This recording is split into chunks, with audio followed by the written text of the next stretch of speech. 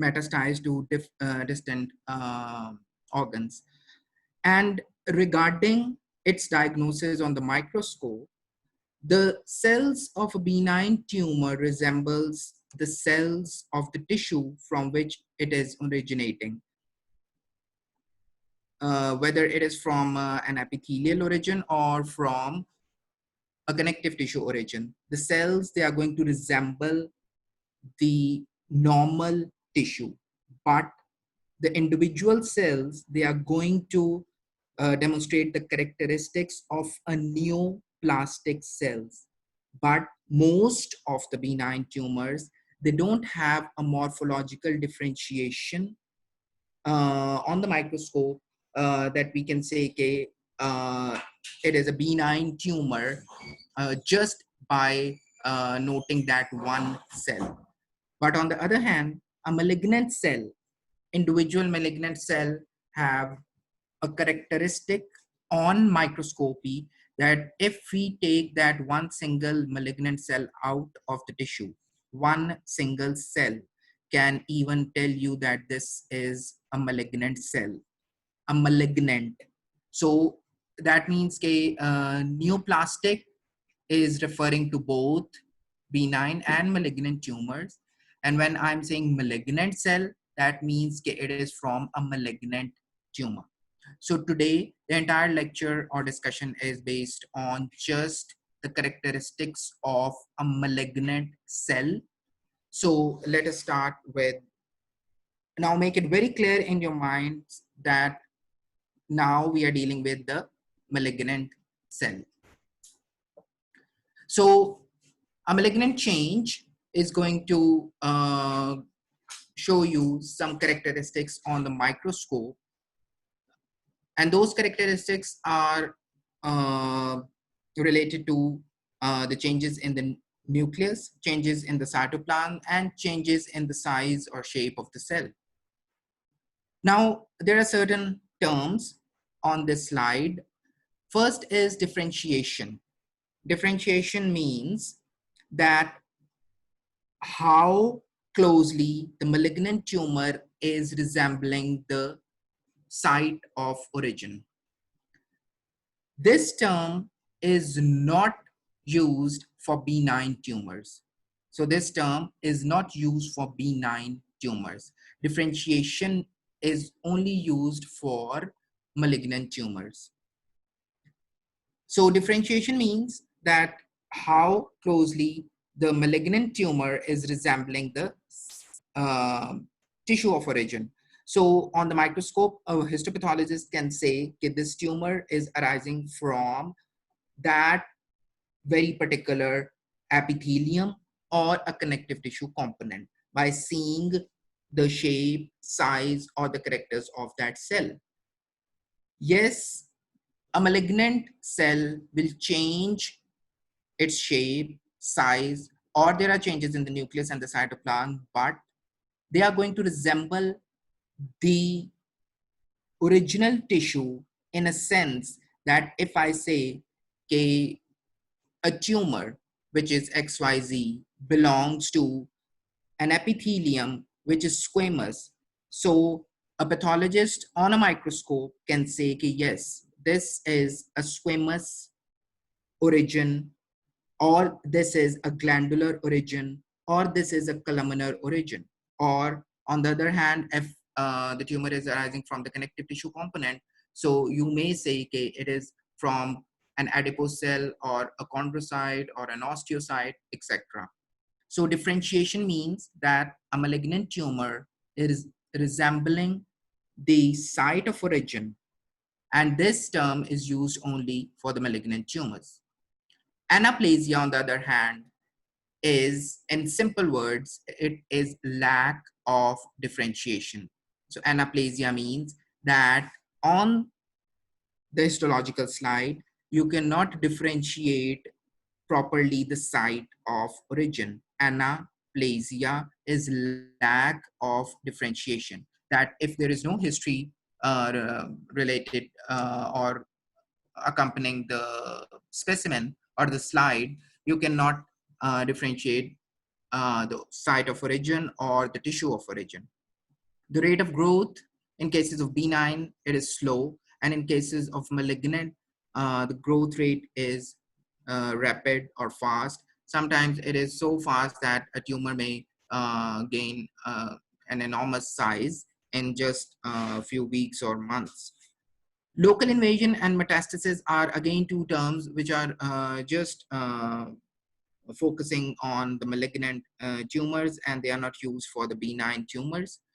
Local invasion means that a tumor is locally invading the surrounding tissue, like the claws of the crab. That is why, in a layman term or uh, in slang, medical term, we can call it cancer. This is just to tell the patient or the attendant that it is a malignant tumor. So, cancer is not a medical term. Cancer refers to a malignant tumor for the general population. Metastasis, on the other hand, means that the tumor, which is malignant, is originating at a particular site, and it is then spreading to a distant organ or a tissue.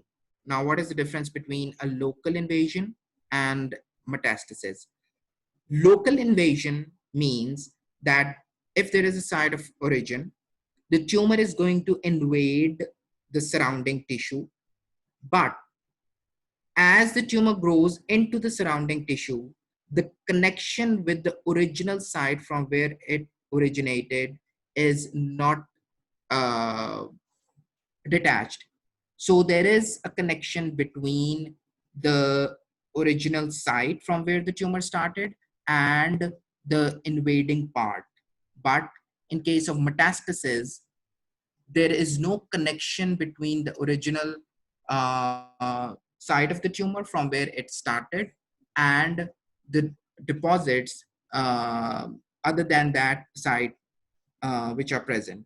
So the term metastasis means distant spread.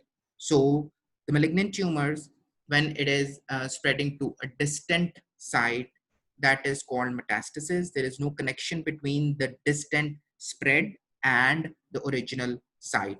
So we are going to deal with different methods or types or techniques of spread of the malignant tumor to distant site in the later part of the lecture. Now, we are going to see some of the characteristics of a malignant cell, which we can see on the microscope. And these are some of the terms that you have to keep in mind. And these are the same terms that we use in reports. And as a clinician, one should be able to identify these terms. And as a medical student, you must be aware of these terms, what these terms mean. So starting with malignant cell. Now remember, we are talking about malignant cell, and we are dealing with the characteristics of a malignant cell. So differentiation is one term. It is the extent to which the tumor cell resembles to the normal cell from which it is originating. So a tumor which is malignant is well differentiated, or it may be moderately differentiated, or it may be poorly differentiated. This is another term for grade. So you might have heard the term grade of the tumor. So grade of the tumor is equal to the differentiation of a malignant tumor. Again, grading of the tumor is only done for malignant tumors and not for benign tumors. So grading is actually differentiation. So well differentiated, moderately differentiated, or poorly differentiated is equal to grade 1, grade 2, or grade 3 of a malignant tumor. Anaplasia, on the other hand, is lack of differentiation. Lack of differentiation means that you cannot identify properly the origin of the tumor on the microscope.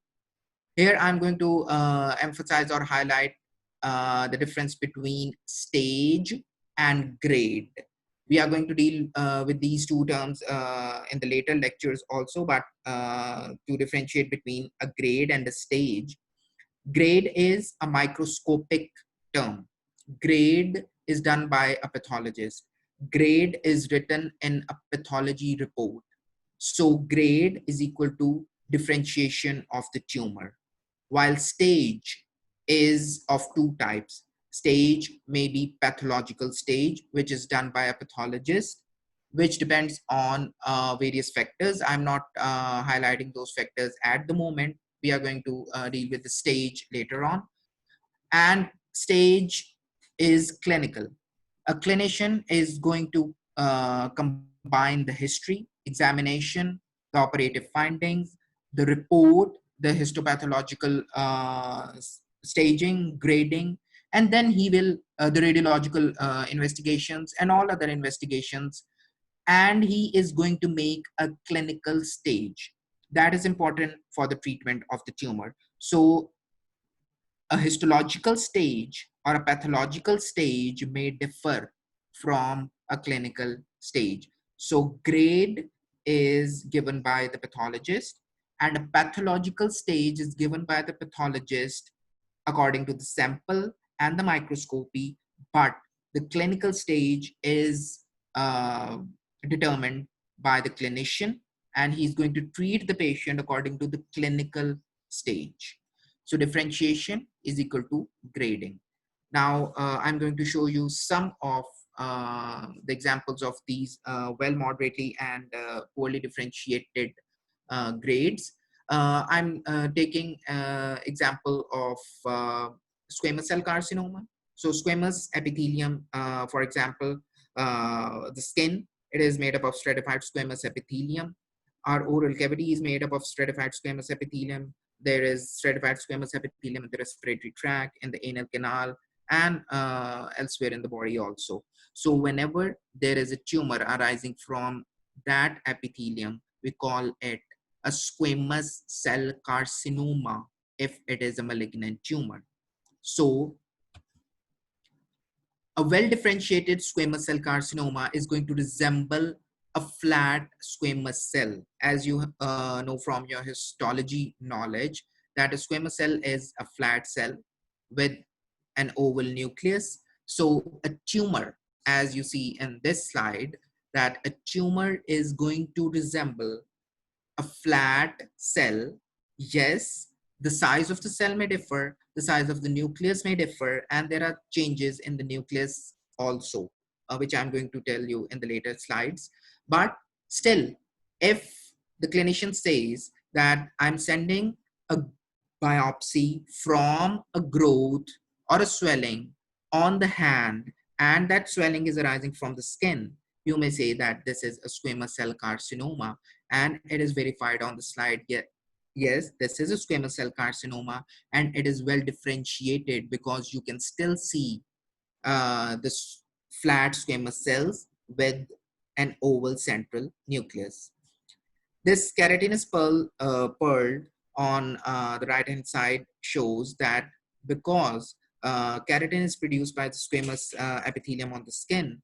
So as we discussed in the last lecture, that in a malignant tumor or in a tumor, a function of a cell may increase or may be lost.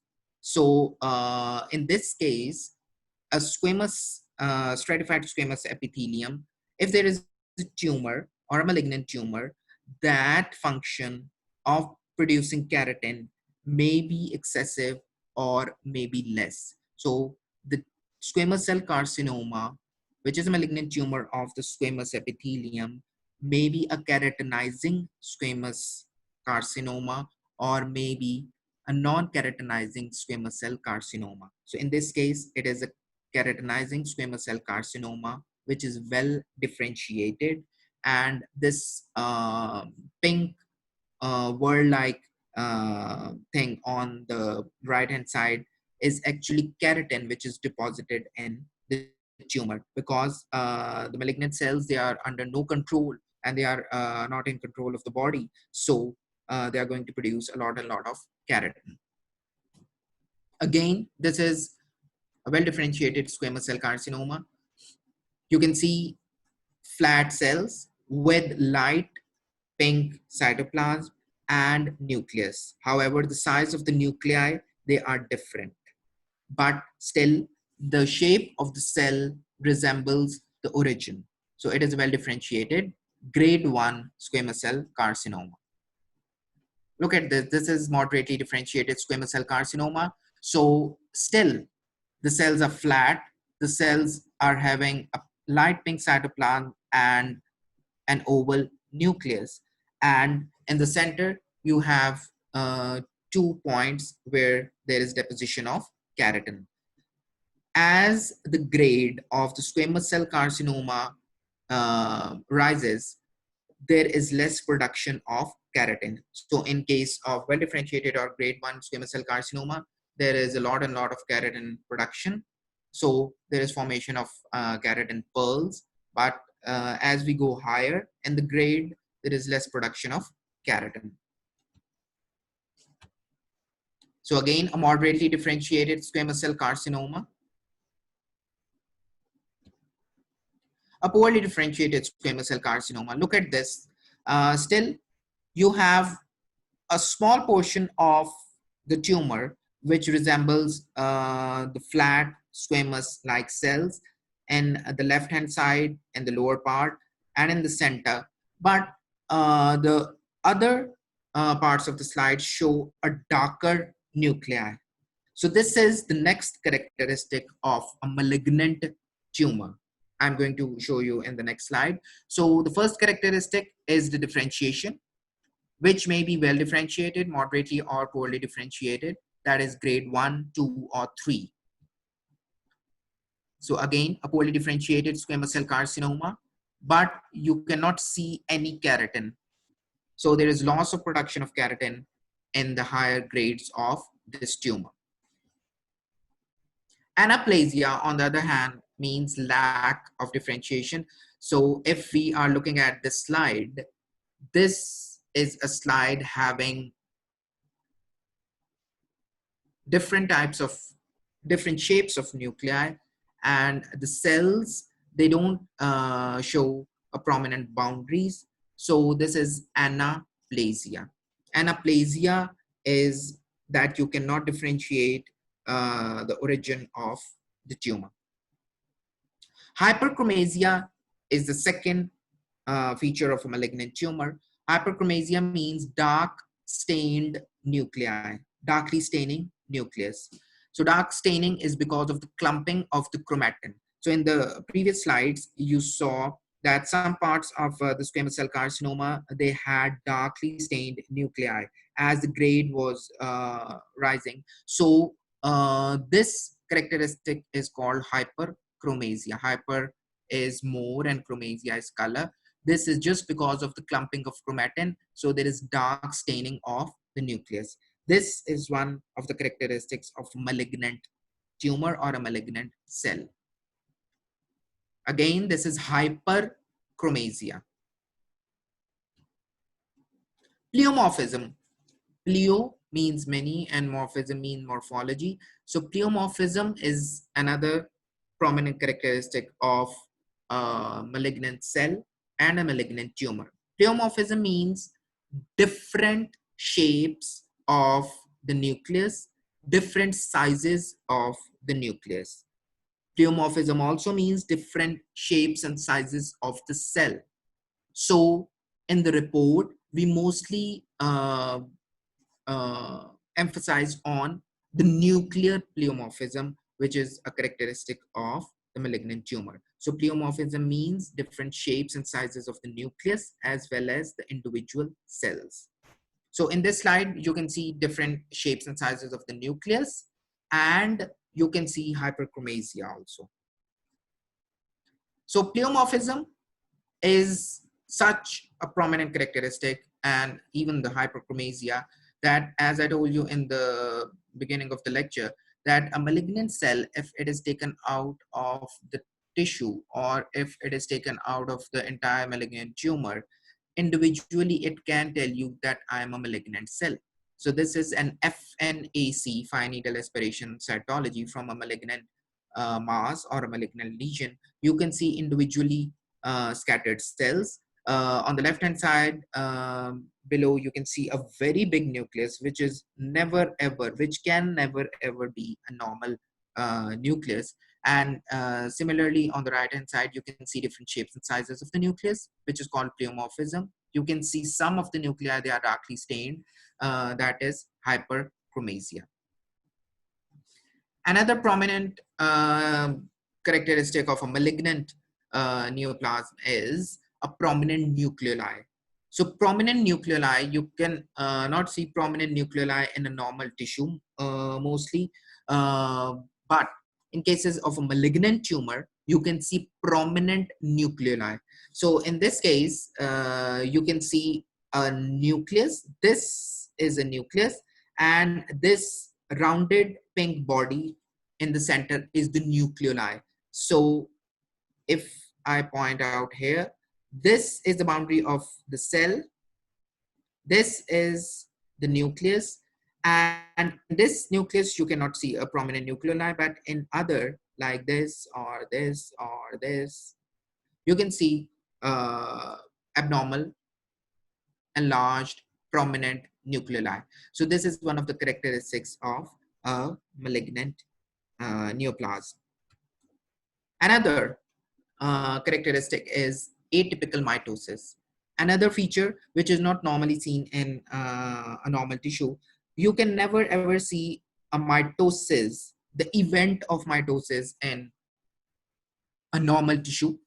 The slides which we have seen in our FSC or O levels or A levels, those were from the plants after special techniques. So you can use special techniques to see the event of mitosis. But in cases of histology or in cases of our routine pathology, we cannot see mitosis in a normal tissue, mitosis occurring in a normal tissue. But in case of a tumor, which is a malignant tumor, you can see this event of mitosis. I'm not saying that you can that you are going to see the entire event happening, but that event is freezed in that tissue. So you can identify that this is not a normal cell. There is no nucleus in this cell. If I point out, this is an atypical mitosis. You cannot see the nucleus because in case of division of the cell, the nucleus is no more there. So these are the chromatin strands, so which are shaped like this. These type of shapes are called atypical mitosis. So atypical mitosis is again one of the features of a malignant cell. And these are there are some of fancy shapes. We call them like flower shaped mitosis, or a star shaped mitosis, or a seagull like mitosis, like a bird flying in the sky, or you have Mercedes-Benz sign mitosis. So these are just the fancy names. In case of a report, when a pathologist is reporting the slide, we just write that there are atypical mitosis seen. And in case of certain malignant tumors, these mitoses are so important that they are actually identifying the grade of the tumor. So in cases of sarcomas, particularly, sarcomas are malignant tumors arising from a connective tissue. So in cases of sarcomas, you have to give the number of mitoses.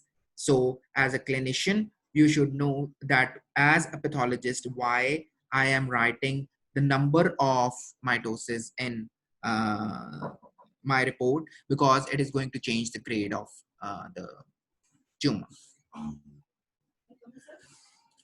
So this is another example of an atypical mitosis. This is an FNAC smear. So as I told you that a malignant cell can tell you that I am a malignant cell if it is taken out individually from the tissue. So here you can see an abnormal mitosis occurring in a cell. So this is a cell, a malignant cell. This is chromatin. There is no nucleus. There is another mitosis. So these are called abnormal mitotic figures or atypical mitosis. So this is one of the characteristics of a malignant tumor. So in this slide, you can see atypical mitosis in the center of the slide. See this. You can see darkly stained nuclei. This is hyperchromasia. And you can see different shapes and sizes of the nuclei in the entire slide. So which is pleomorphism. So we have done differentiation, hyperchromasia, pleomorphism, prominent nuclei, and abnormal mitosis. So you can see these features in a malignant tumor, but it is not mandatory to have all the characteristics in one tumor.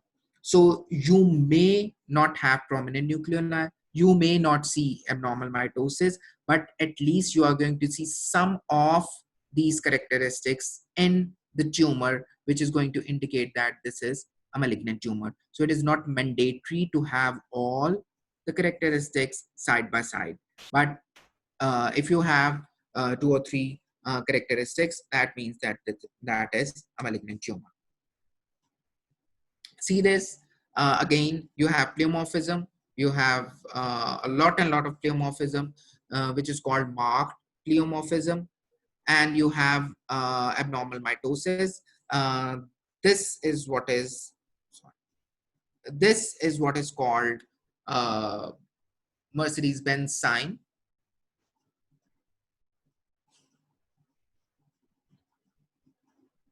Again, in this slide, you can see pleomorphism, you can see hyperchromasia, you can see abnormal mitosis on the right hand side, and then there is another feature in this slide, which is prominent nuclei. So regarding prominent nuclei, there are three malignant tumors which are notorious to show prominent nuclei, and prominent nuclei is one of the diagnostic criteria or diagnostic feature on the slide for these three tumors. So one of them is malignant melanoma, which is always going to show you prominent nuclei. The second is lymphoma, and another is nasopharyngeal carcinoma. Nasopharyngeal carcinoma is a type of squamous cell carcinoma occurring in the nasopharynx. So these three tumors, malignant tumors, are going to show you prominent nuclei in all the cases. So they become that prominent nuclei becomes a very catchy or diagnostic criteria on the slide to diagnose these three tumors. So prominent nuclei can be seen in other tumors also, but just to say, okay, these three tumors, they have they are always going to show you prominent nuclei. Here there is a slide showing you abnormal mitosis.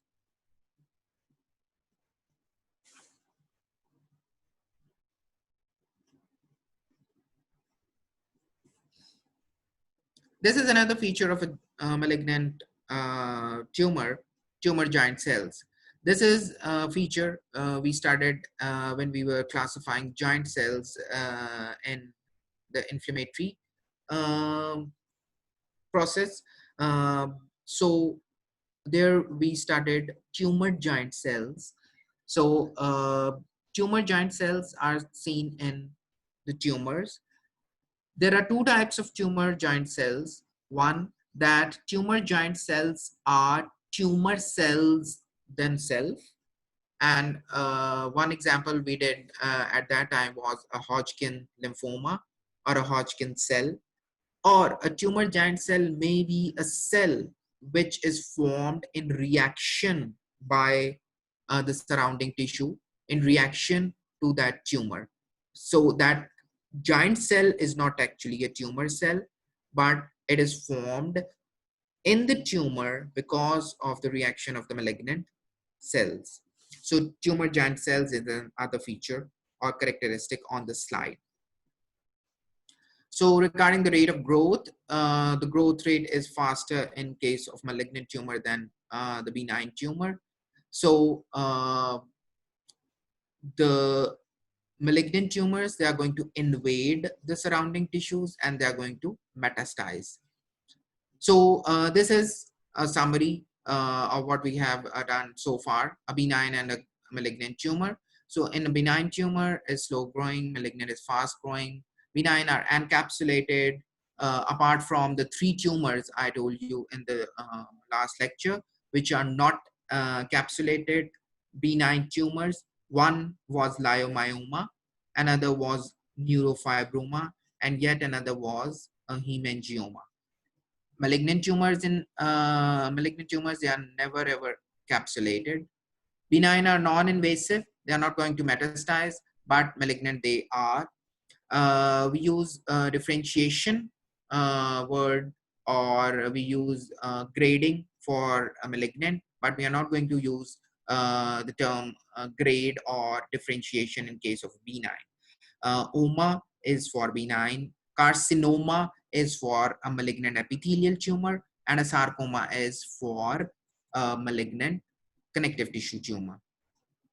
This is a diagram from your book, Robbins. So this is just to differentiate benign and malignant and what we have learned till yet.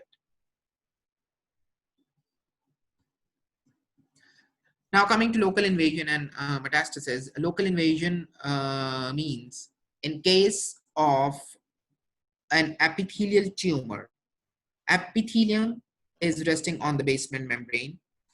So if this is an epithelium, for example, this is a stratified squamous epithelium, you can take any epithelium, cuboidal or columnar or a single layered.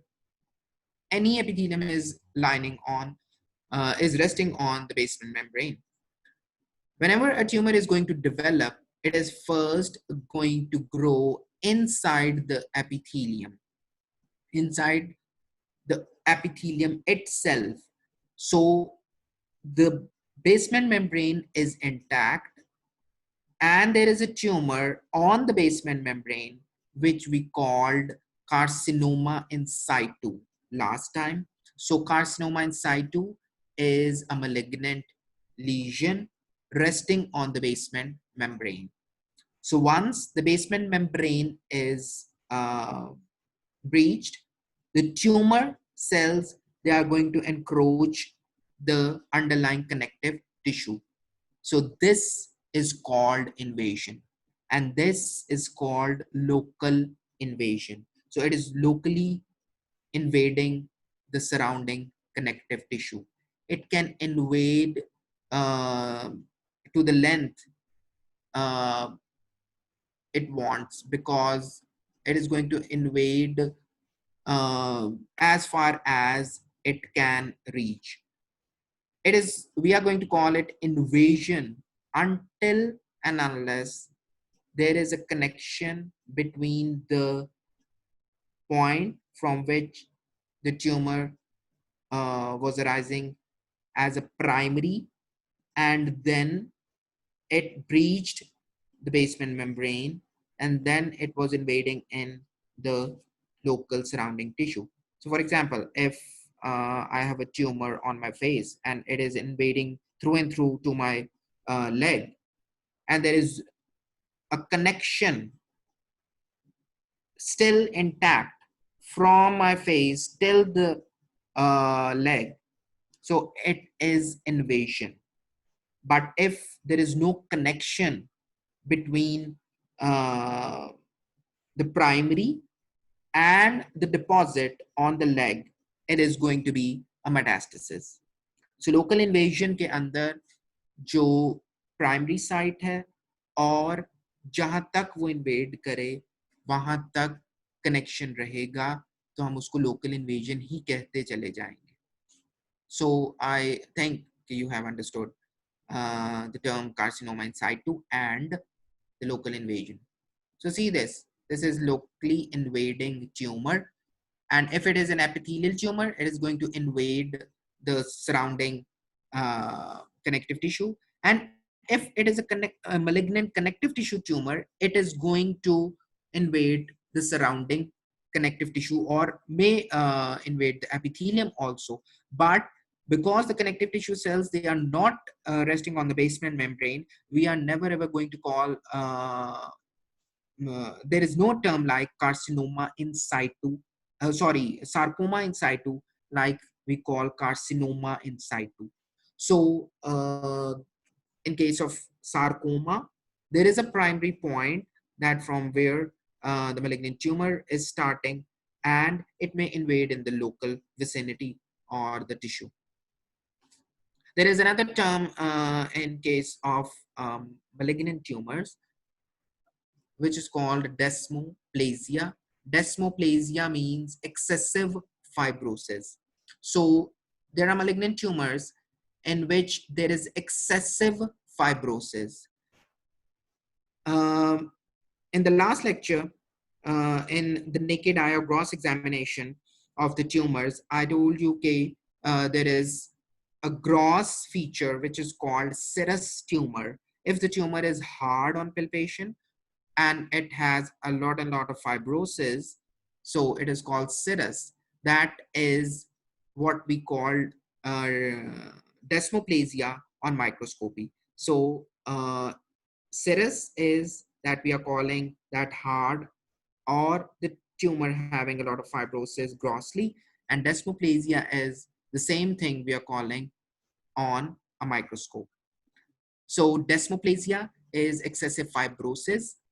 Whether the tumor is of any origin, if the tumor is producing substances like fibroblast growth factor like agents, that tumor is going to provoke the production of or division of the fibroblast in the surrounding tissue, and those fibroblasts are going to produce a lot of collagen fiber, which are going to uh, be embedded in the tumor, and that is going to give a firm appearance to the tumor, and also a lot of fibrosis is seen on the microscopy.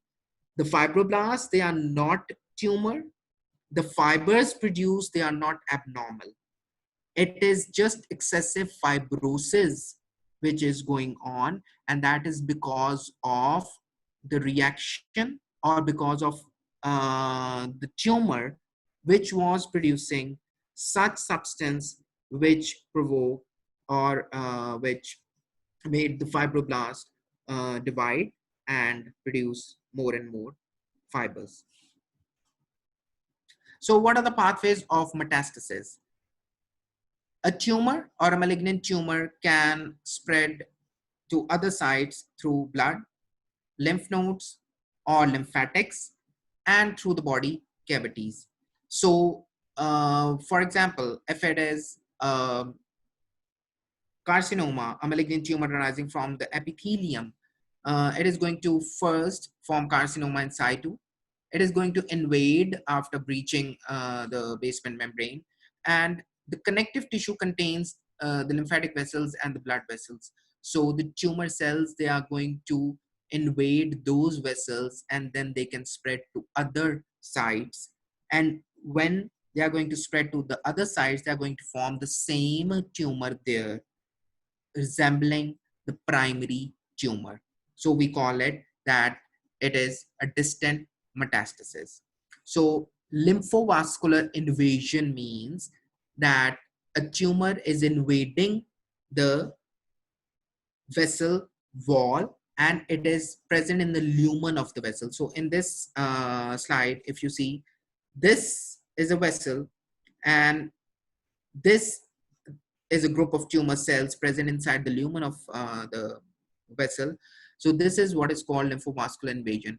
This is another very important point in a report which a clinician must be familiar. This is what, as a pathologist, I'm going to write down in the report.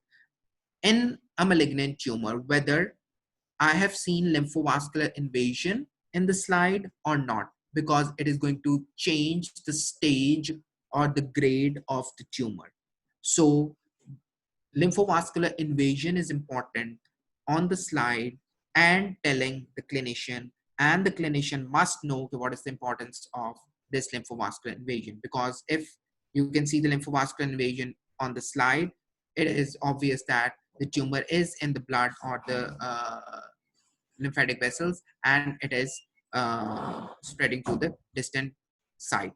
So if this is a vessel, sorry, if this is a vessel, this is a group of tumor cells. Now, I wrote lymphovascular.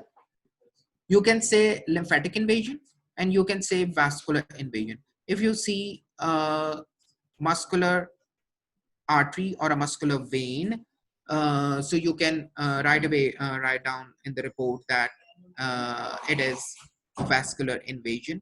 But if it is a single line vessel, it may be a capillary or it may be a lymphatic vessel. So if it is a single line vessel, most of the time in the report it is written lymphovascular invasion. Now, to see whether it is really a capillary, we can do a stain, which is an immunostain. It is called CD34, which is going to highlight a capillary channel. So this is how we can say that this is capillary or a lymphatic. Another way of spreading of a malignant tumor is through the nerves. The malignant tumor cannot invade the nerves. It can only encroach the myelin sheath, and it can spread through the myelin sheath.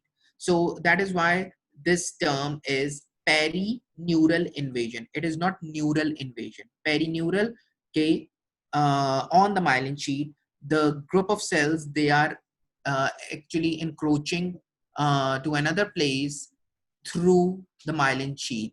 The nerve itself is not invaded, because a nerve is not having any lumen.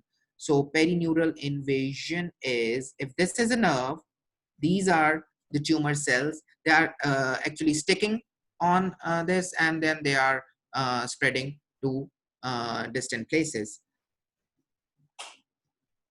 So perineural invasion.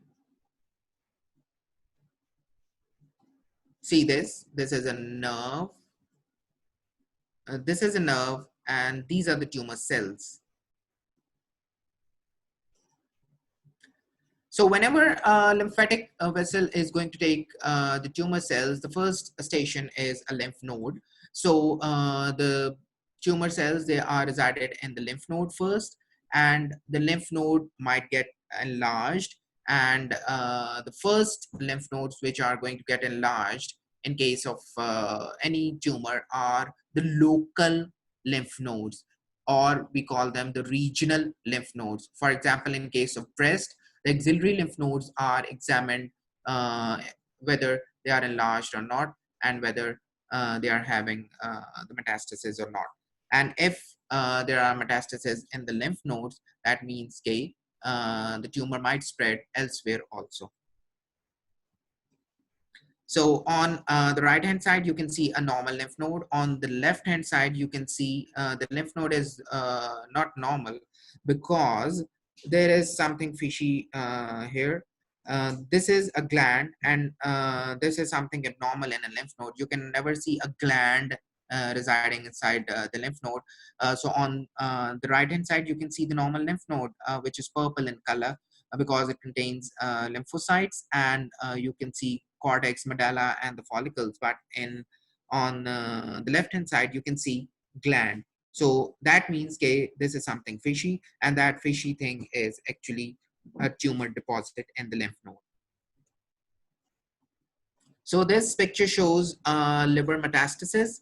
Most of the time, the metastatic deposits are mostly in the form of multiple lesions. Because in this case, if we say, okay,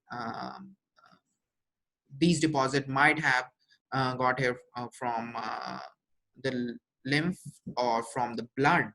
So the blood vessels are present all around the liver, and the lymphatic vessels are also present all around the liver. So if there is a single cell which is traveling inside the lymphatic or the bloodstream, it may uh, come out into the tissue and may form a number of cells forming these type of deposits. So most of the time, the metastatic deposits, they are multiple.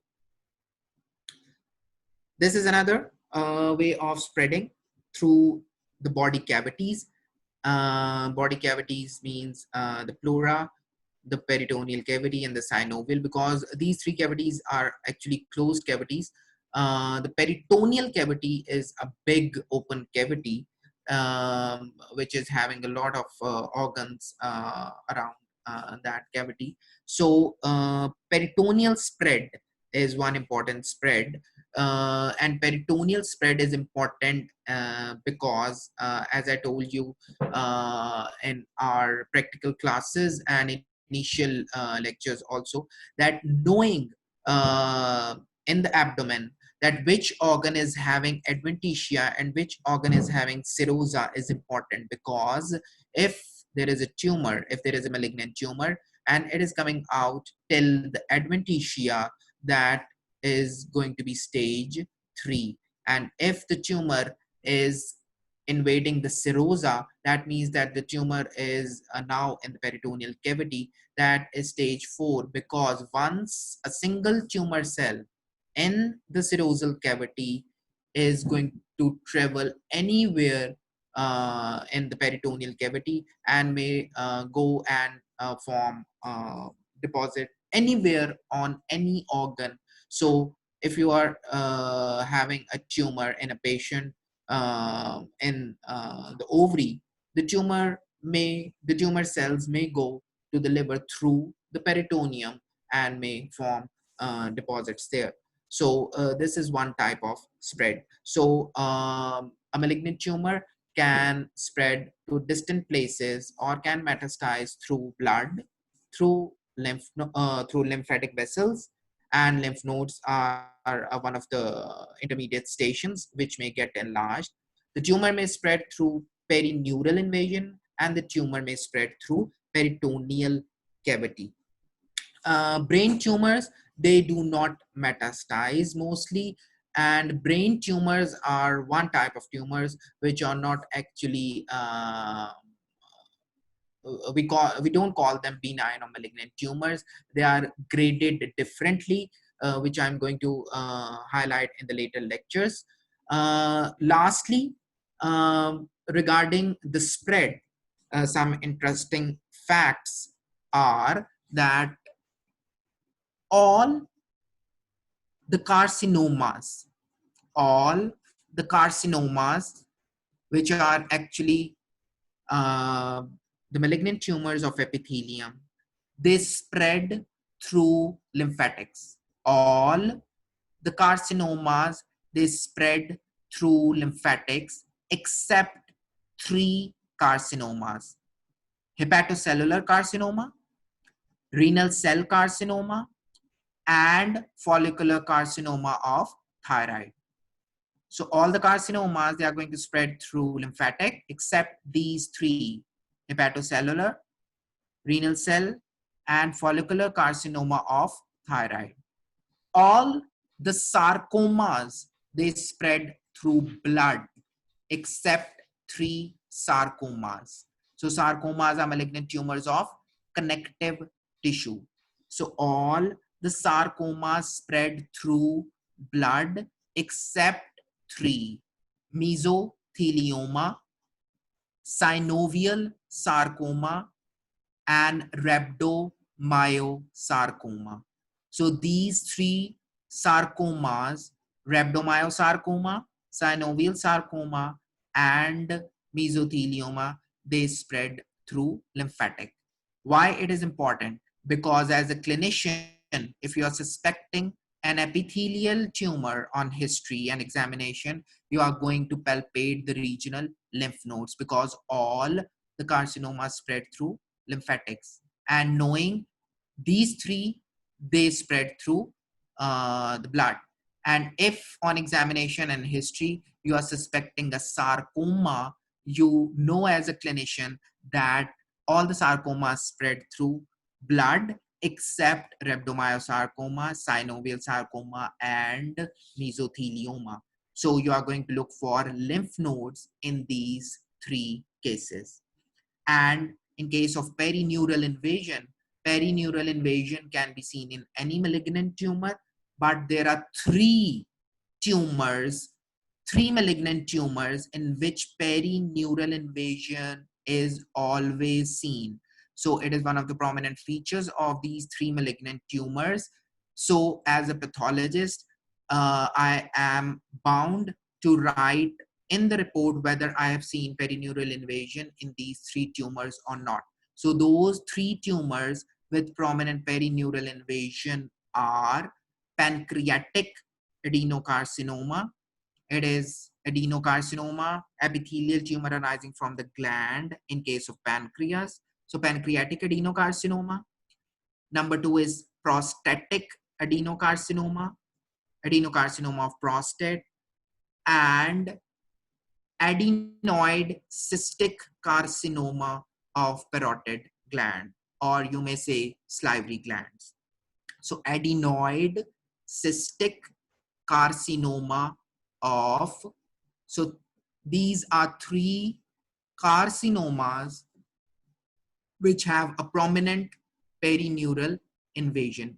Um, Otherwise, perineural invasion can be seen in other tumors also, but in these three tumors, it is essential to write this in the report also, and it is essential for the clinician to know that these are the three tumors in which perineural invasion is important. Again, that may change the stage and the grade. So prostatic carcinoma, pancreatic carcinoma, and adenoid cystic carcinoma of the parotid or the salivary gland. So that is why whenever you are examining a parotid swelling or a parotid tumor, and on history and examination, you have a differential diagnosis of a malignant tumor of the parotid gland, you are going to examine or take a history for pain. And if there is a pain, you may keep adenoid cystic carcinoma in your differential diagnosis. Otherwise, the tumors, they don't give you this symptom that they are painful. So this is one tumor because it is going to invade the facial nerve, and that becomes painful. So I think this is all for today. So we today we